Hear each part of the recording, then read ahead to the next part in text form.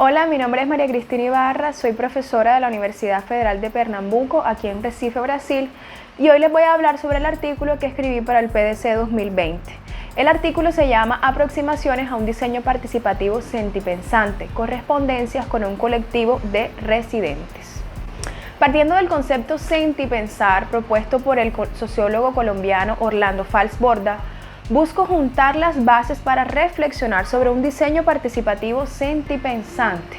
Para eso establezco características intentando abrir una discusión y reflexiono sobre ellas a partir de una experiencia en campo como diseñadora con un grupo de residentes de un barrio de Río de Janeiro. Orlando Falsborda es un sociólogo colombiano, barranquillero de la región Caribe, la misma región de donde yo soy. Él propone el término sentipensante que escucha de un campesino de la depresión momposina. Este término denota a aquella persona que trata de combinar la mente con el corazón para guiar la vida por el buen sendero y aguantar sus muchos tropiezos. Orlando Falsborda es pionero en Colombia de lo que se conoce como investigación-acción participativa, que además de ser una metodología, él propone como una filosofía de vida que busca la producción de conocimiento propositivo y transformador mediante un proceso de debate, reflexión y construcción colectiva de saberes entre diversos actores de un territorio específico con el objetivo de lograr una transformación social. Orlando Falsborda dice que los practicantes de la investigación-acción participativa son seres sentipensantes.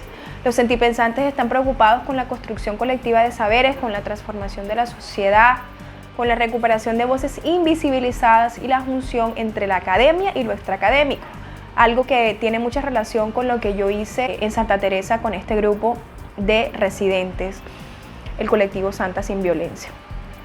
Bueno, para pensar sobre este término sentipensar, intento apropiarme de este concepto del sentipensar y llevarlo a la esfera del diseño y relacionarlo con teorías de antropólogos que están construyendo un diálogo con diseñadores.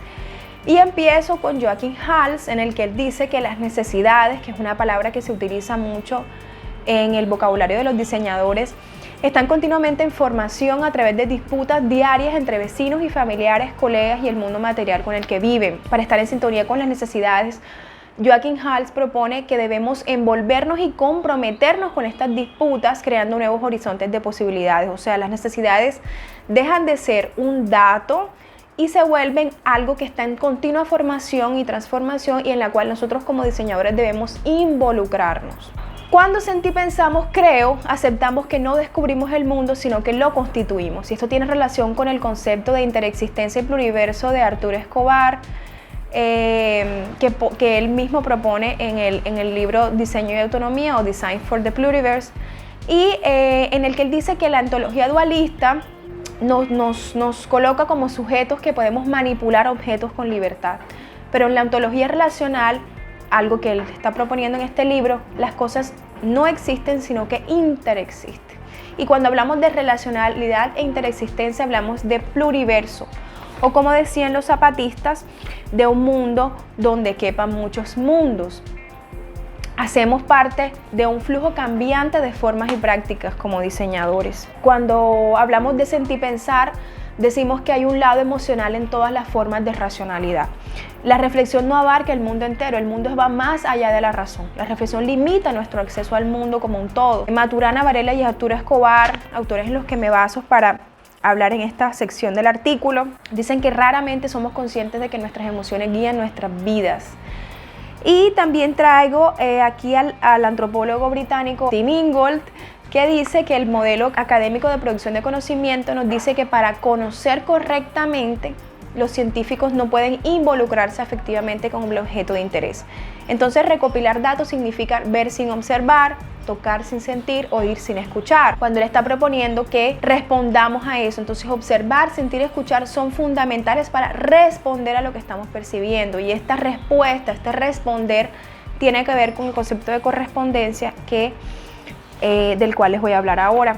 Para mí el diseño es una práctica y una experiencia, o sea, es algo que yo hago, pero también es algo que sucede conmigo, que yo experimento.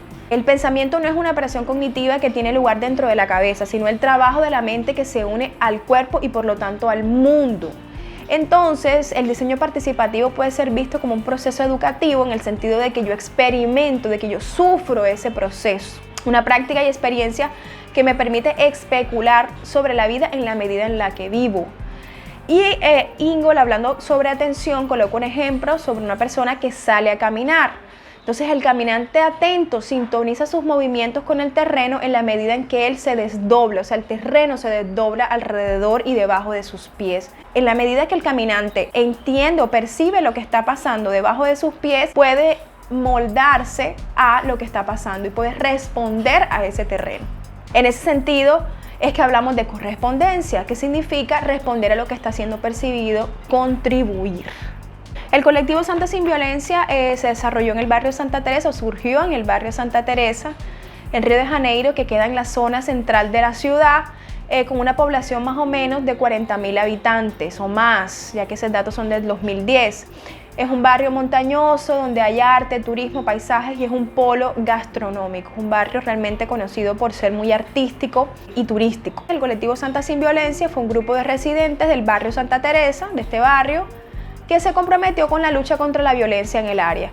Éramos varios miembros, del cual se formó un núcleo y había también la comunidad en general, que hacíamos reuniones, tanto del núcleo como de la comunidad, y actividades en espacios públicos. Yo me uno a este grupo, no tanto para registrar este proceso, sino también para intervenir intencionalmente en una situación que estamos percibiendo y que yo misma estoy viviendo. Cuando hablamos de violencia estoy hablando de robos, de asaltos, de hurtos. Entonces, intentando aproximarme a un diseño participativo sentipensante, propongo algunas características. Estas características yo las explico mejor en el artículo y las cruzo con lo que viví en el colectivo Santa Sin Violencia en Santa Teresa.